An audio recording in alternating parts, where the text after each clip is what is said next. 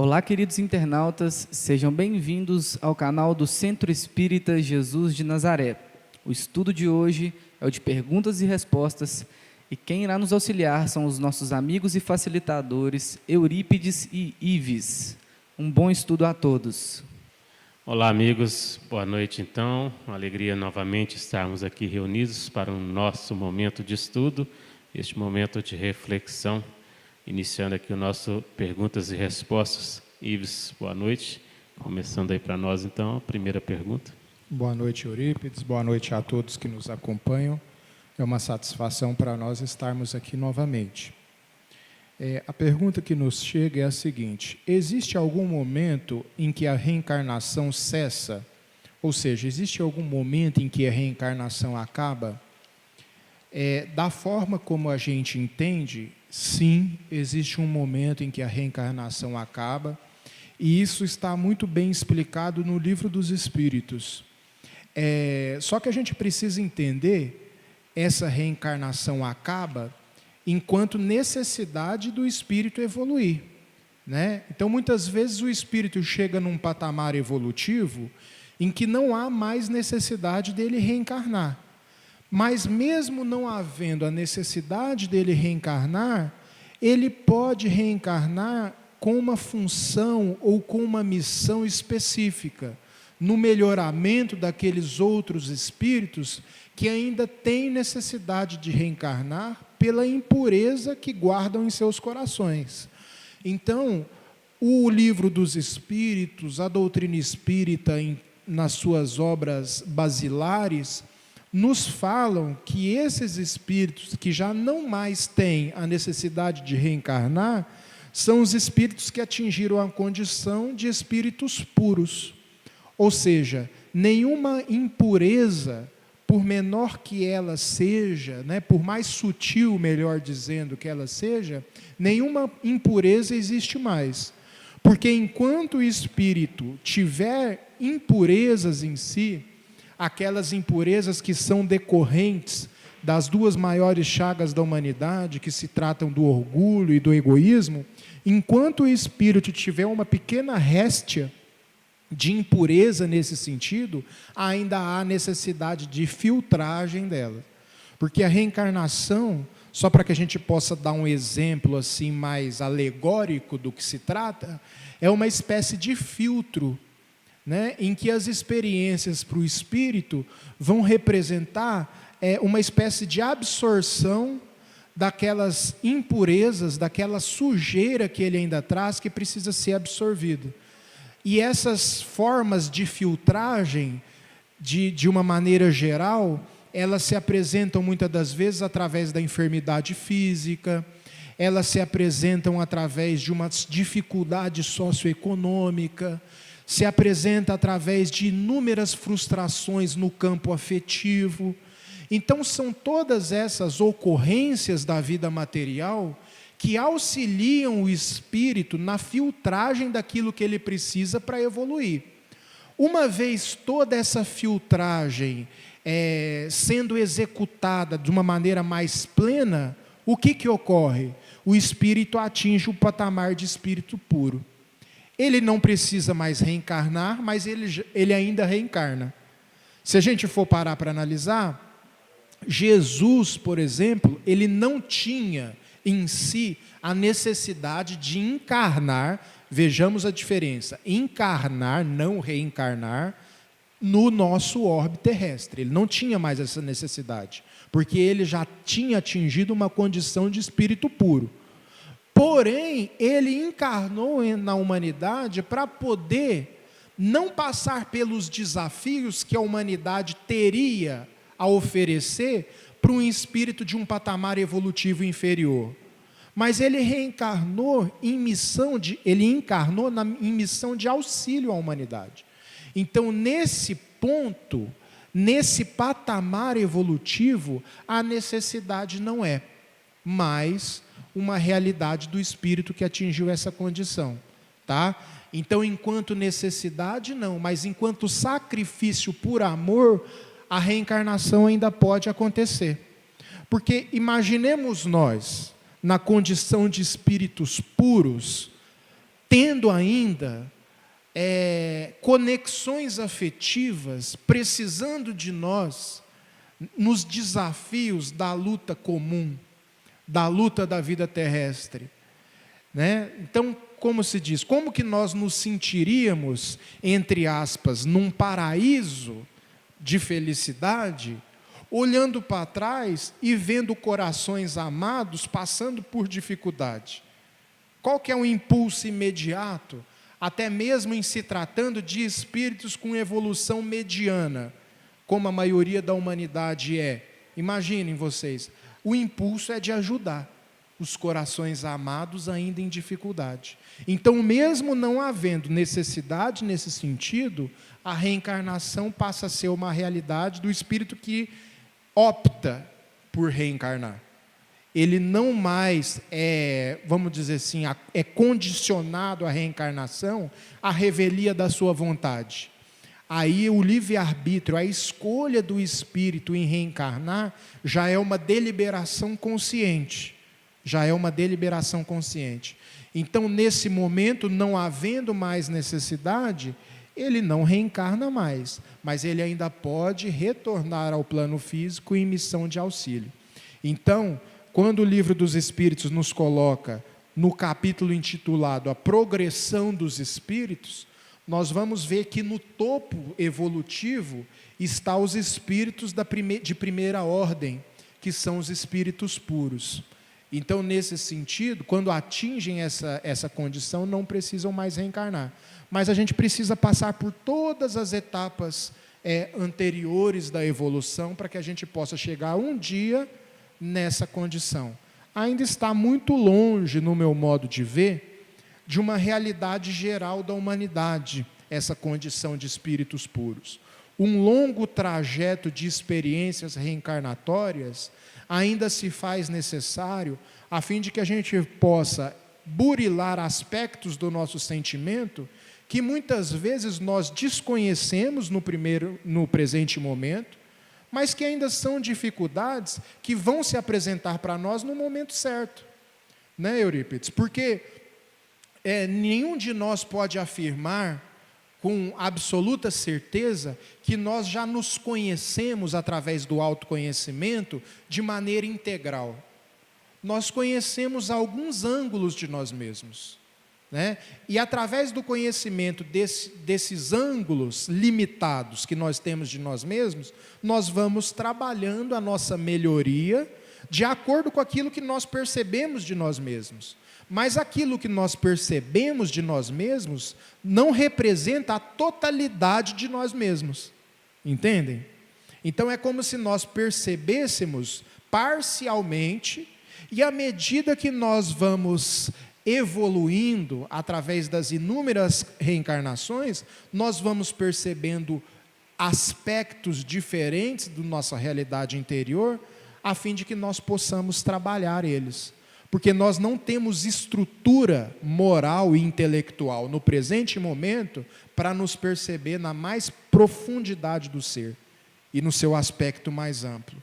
Então, esse processo de evolução, ele é gradativo, mesmo porque a providência divina não coloca fardos mais pesados sobre os nossos ombros do que nós podemos suportar. Então, nesse sentido, muitas informações aguardam o momento certo para que venham ao nosso conhecimento, a fim de que elas possam ser processadas com eficiência. Tá? Então, nesse sentido, nós temos um longo trajeto a percorrer até chegar na condição de espírito puro e não necessitar mais de reencarnar. Talvez milênios daqui para frente, né? Talvez milênios. Eu não sei precisar quantitativamente uma cronologia exata de quanto tempo ainda, mas só para a gente fazer um raciocínio rápido, nós acabamos de sair de um estado de barbárie encarado como naturalidade. Por que eu falo nós acabamos de sair? Porque a Idade Média é um tempo relativamente muito próximo ao nosso, se a gente for parar para analisar, considerando aí o tempo de uma maneira mais ampla. Vejam comigo, Na Idade Média, 1400, 1500, o ano de 1600, as pessoas iam para a fogueira, por destoar no campo da ideologia com status quo, com aquilo que era estabelecido como socialmente correto, né? Como se destoassem da religião predominante, iam para a fogueira.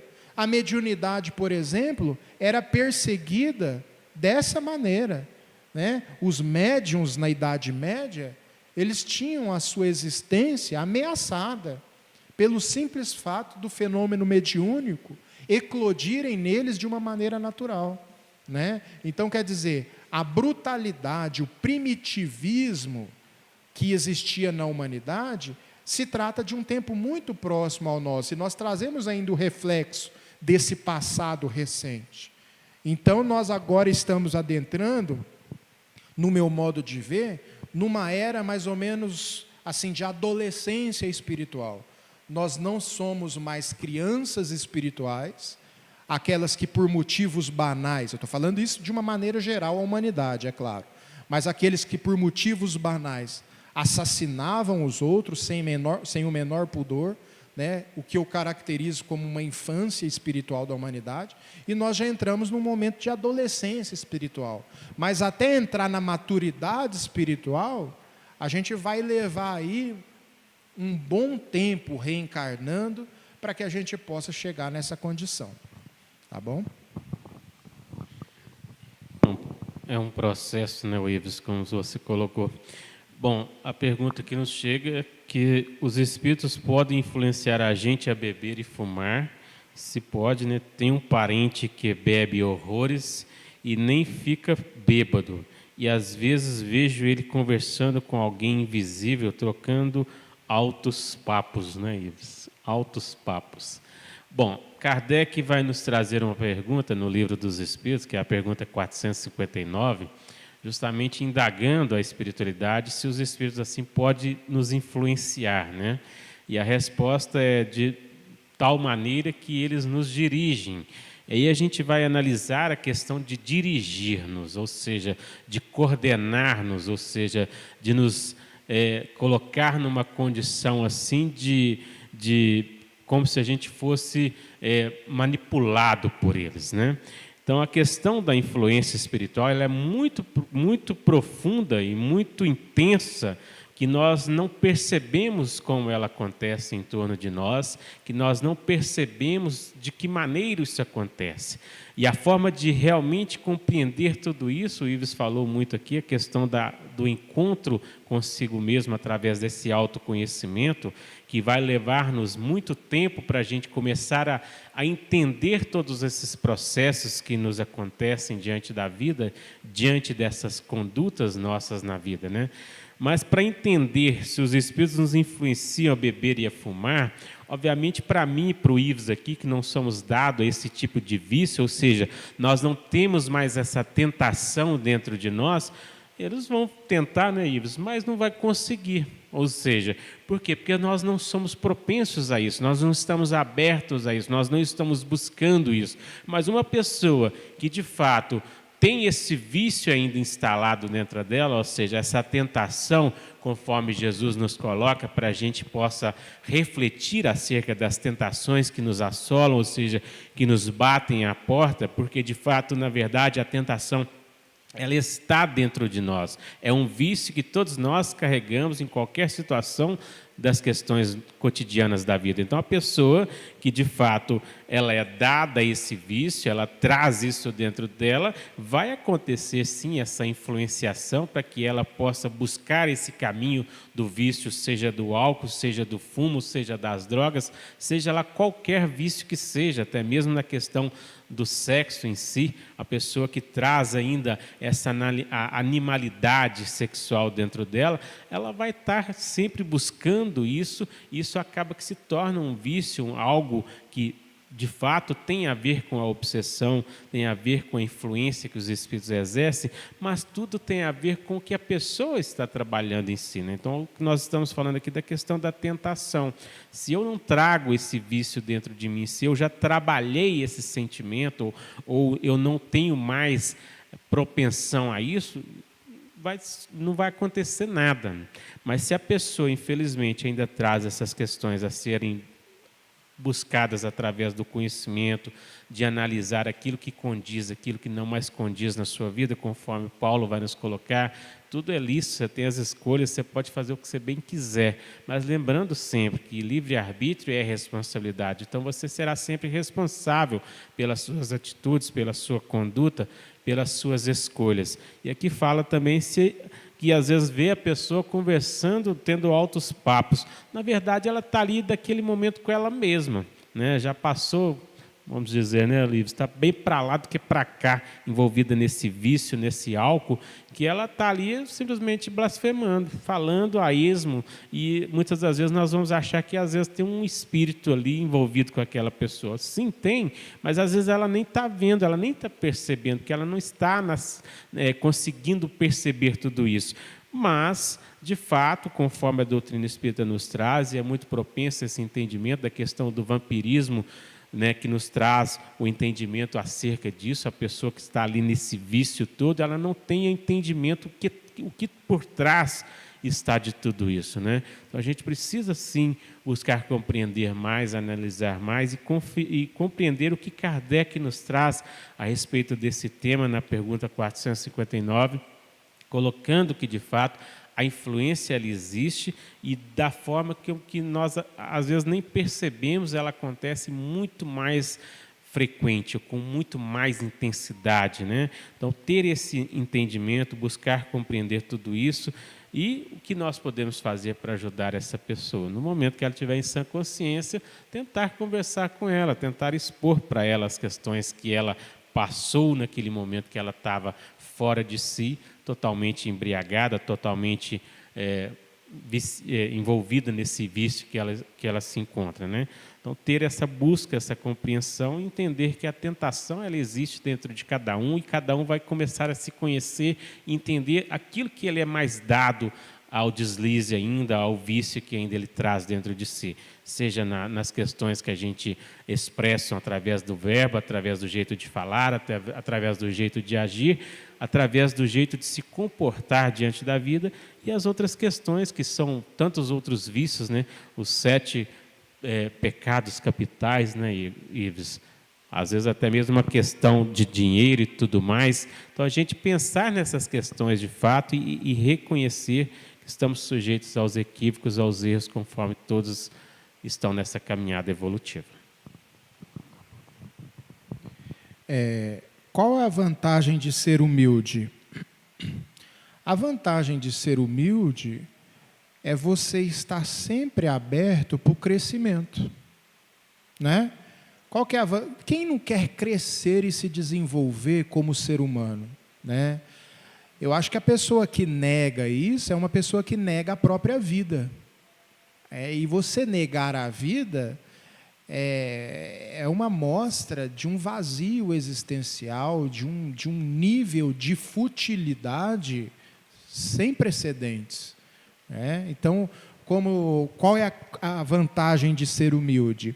A vantagem de ser humilde é uma vantagem de alguém que se coloca sempre aberto para receber novas informações, novos aprendizados. É aquele, portanto, que sabe extrair de cada experiência a riqueza que aquela experiência comporta. Por quê? A ausência de humildade nesse sentido gera um bloqueio em que o crescimento ele se torna muito difícil. Porque você querer, vamos dizer assim, ensinar alguma coisa para quem não é humilde, você nunca vai conseguir, porque ele não se coloca na condição de aprendiz, na condição de aprender. Então, é por isso que eu digo que a ausência de humildade, de certa forma, ela interrompe o crescimento. Porque por mais que nós nos orgulhemos, vamos dizer assim, de certa área da nossa vida, que a gente tem determinada folga, que a gente tem que nós nos achamos bons em determinados aspectos da vida, nós somos falhos em outros. Tá? Então, assim, às vezes a pessoa se gaba porque ela escreve muito bem, mas a fala dela é deficiente. Às vezes a pessoa se gaba porque ela fala muito bem, mas a escrita dela é deficiente. Eu estou usando isso como exemplo, né, só para que a gente possa retratar que todos nós temos lacunas, nós não somos 100% preenchidos. E a humildade é reconhecer essa insuficiência, né, que todos nós carregamos, invariavelmente. Porque ninguém é completo em tudo. Então, quem se acha completo em tudo vive numa ilusão muito grande, porque todos nós temos falhas. Então, a vantagem de ser humilde é se colocar aberto para preencher essas lacunas à medida que nós vamos vivendo determinadas as nossas experiências, né? Tem um provérbio chinês que diz o seguinte, que a ausência de humildade ou arrogância, ela não faz sentido nenhum, porque no final do jogo o peão e o rei vai para a mesma caixinha, fazendo referência aí com um jogo de xadrez, né? O que esse provérbio chinês está nos ensinando? Que no final da existência, todos nós, os nossos corpos físicos vão ter o mesmo destino, né? Os recursos financeiros que muitas vezes nós acumulamos, nós não vamos saber do paradeiro, do destino, da herança que muitas vezes a gente deixa para aqueles que se orgulham do dinheiro que tem, né? Mesmo os recursos da inteligência, eles são insuficientes ainda para dar conta da realidade grandiosa que se desdobra à nossa frente, por exemplo, no momento em que nós retornamos à vida espiritual. André Luiz, ele desencarnou com vastos recursos intelectuais, mas uma intelectualidade formal, humana. Quando ele adentrou a vida espiritual, ele se viu totalmente impotente diante daquela nova realidade em que ele absolutamente desconhecia as engrenagens que movimentavam aquelas experiências absolutamente novas para ele. Então eu me lembro, né, Eurípides, de um episódio lá do livro Nosso Lar, que André Luiz ele chega lá querendo atuar como médico, né? Ainda assim, trazendo reflexos da arrogância, da falta de humildade que ele tinha durante a sua experiência terrena. E aí ele chegou lá e ele foi fazer os serviços mais rudimentares de enfermagem, porque ele ainda não tinha qualificação para atuar como médico, porque a medicina do espaço, do plano espiritual, é totalmente diferenciada da medicina como a gente conhece aqui na Terra. Então, quer dizer, até os recursos intelectuais que a gente acumula da vida material, eles são muito precários, né, em se tratando das demandas da vida mais ampla, que muitas vezes a gente não consegue perceber.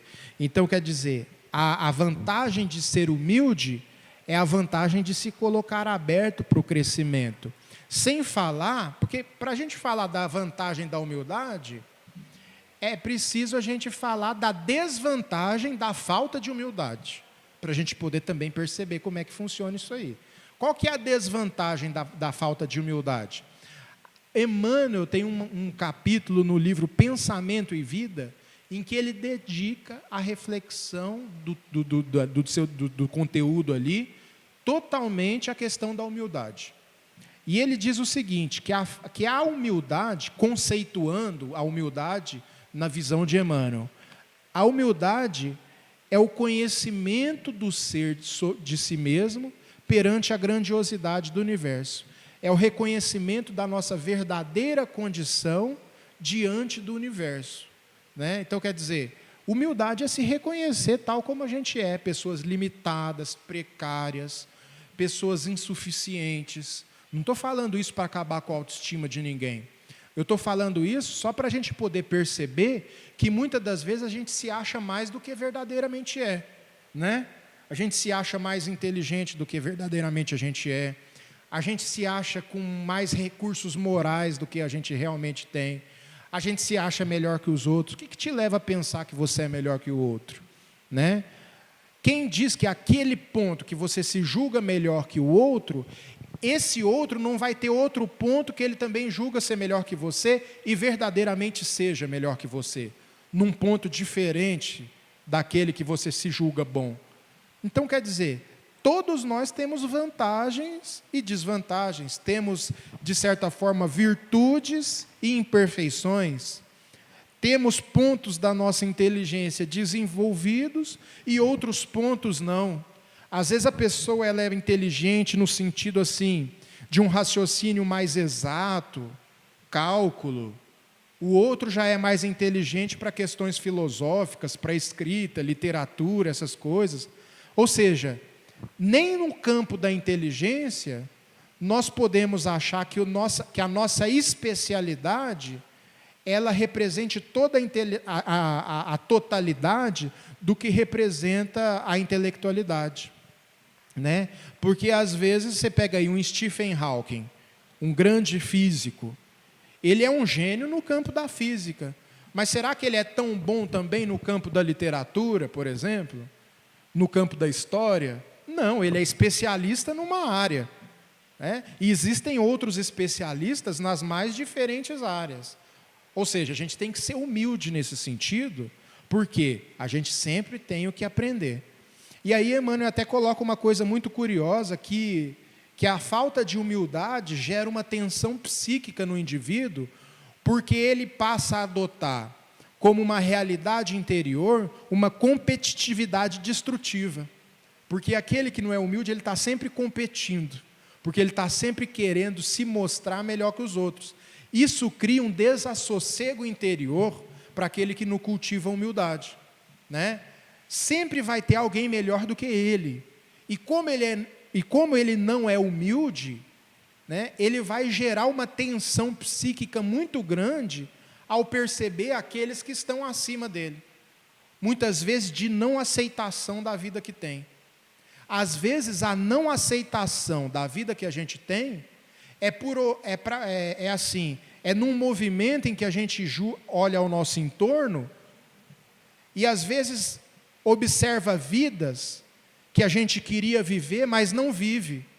Isso é uma característica da falta de humildade, né? Você observar vidas que você não vive e querer viver aquilo, né? E criar uma angústia. Ou seja, a inveja ela está atrelada à questão da falta de humildade nesse sentido. Então, são desvantagens inúmeras que a ausência de humildade proporciona para o ser que a cultiva. A arrogância, a prepotência, sem falar que ninguém quer estar perto, né, gente? Convenhamos aqui, a pessoa arrogante, a pessoa prepotente, ela cria uma antipatia natural nos seus círculos de convivência, que por mais que as pessoas tratem bem, vão tratar bem no campo da falsidade. Porque todo mundo percebe aquele que é arrogante, aquele que é prepotente, aquele que não tem humildade. E às vezes a gente tenta mascarar com uma falsa humildade, que passa a ser um teatro grotesco, porque todo mundo percebe. A ausência de humildade é uma coisa que transborda. Não tem como você disfarçar. Tem gente que tenta disfarçar a falta de humildade com uma falsa humildade. Fica mais feio ainda. No meu modo de ver, fica mais feio ainda, porque todo mundo percebe que aquilo ali está sendo teatro, né? Todo mundo percebe que aquilo ali está sendo teatro. Então, quer dizer, você gera uma antipatia, todo mundo percebe que você é arrogante, na verdade, ninguém quer estar perto de você, tá certo? Então, será que isso é uma vantagem? Só para a gente poder refletir, isso é uma vantagem? Ao passo que o verdadeiramente humilde é aquele que todo mundo quer compartilhar do convívio. Todo mundo quer estar perto, quer extrair alguma coisa, tá certo? E enquanto o arrogante é aquela pessoa mal vista por todo o seu círculo de convivência. Pode ser que tenha um ou outro que ele engane, né? A pessoa vai olhar e vai falar, não, é humilde sim e tal. Mas vai ser uma ou outra pessoa, a maioria das pessoas vão perceber que de você exala arrogância, exala prepotência. Agora, ser humilde é um exercício. Porque nós temos uma tendência natural a nos acharmos melhores do que verdadeiramente somos. Então, isso é uma tendência natural do ser humano. A humildade não é um atributo natural que já nasce com o ser. Não, a humildade é uma conquista daquele que, exercendo essa percepção mais adequada de si mesmo, conquista a humildade, né? A pessoa não nasce humilde, vamos dizer assim. Se nasce humilde, né, Eurípides, é porque já construiu em outras existências a humildade. A humildade não é um fenômeno espontâneo, a humildade é um exercício. Então, nesse sentido, precisa ser um exercício sincero, porque tem gente que posa de humilde para ser bajulado. Tem isso também, né? Para as pessoas, nossa, lá está sendo tão humilde. Então, quer dizer, o próprio teatro em cima da humildade é um reflexo da vaidade do indivíduo. Então, quer dizer, quando eu falo que a pessoa tem que se esforçar para ser humilde, é um esforço sincero. É um esforço sincero nesse sentido. São as máscaras do ego, né, Ives? Bom, o Ives falou muito bem a respeito da humildade, né, dessa construção íntima, que a humildade é uma das virtudes que trazemos dentro de nós. Para exercê-la, existe um processo muito grande. E aqui a pergunta que nos chega é: perdoar é suficiente, se é suficiente para nos libertar, Ives? Então, se perdoar será suficiente para nos libertar. O Ives falou da humildade, a questão do perdão em si, conforme Jesus nos convida a refletir sobre isso, vai muito mais além do simples ato de falar que perdoar irá nos libertar. Porque a libertação em si, ela vai ser uma construção íntima do entendimento de todas as coisas que nos caracterizam enquanto ser imortal, nessa busca deste crescimento assertivo nosso. Perdoar, no sentido que Jesus coloca, tem que ser essa busca do reconhecer-se enquanto ser imortal, sujeito a equívocos e erros como tantos outros, e conforme o Ives colocou na questão da construção da humildade, porque a pessoa que se reconhece, ela já está exercendo esse processo de humildade, buscando essa transformação íntima, para assim caminhar nessa construção de trabalhar, se libertar dessas mazelas que Kardec vai nos colocar sobre o esforço que todos nós temos que trabalhar para vencer essas más tendências, essas más qualidades que ainda trazemos.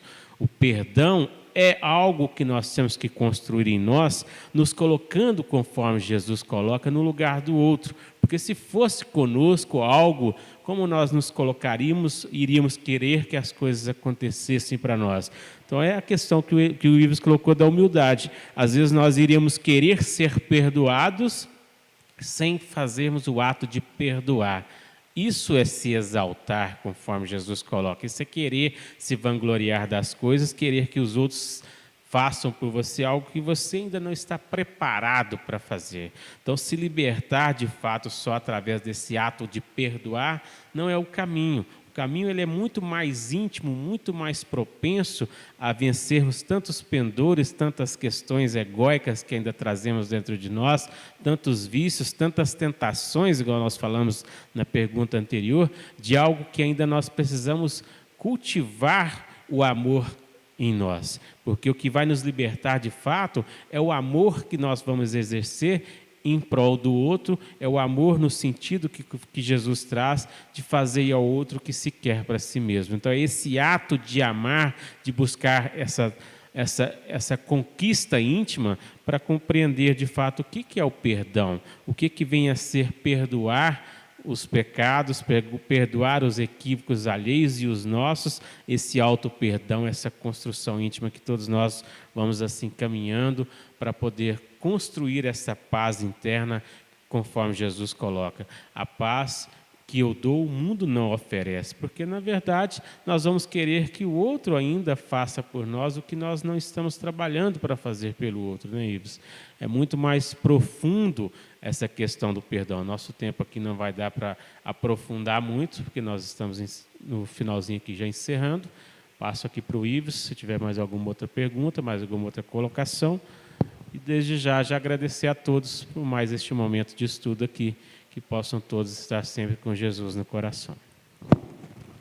Muito obrigado e até a próxima oportunidade.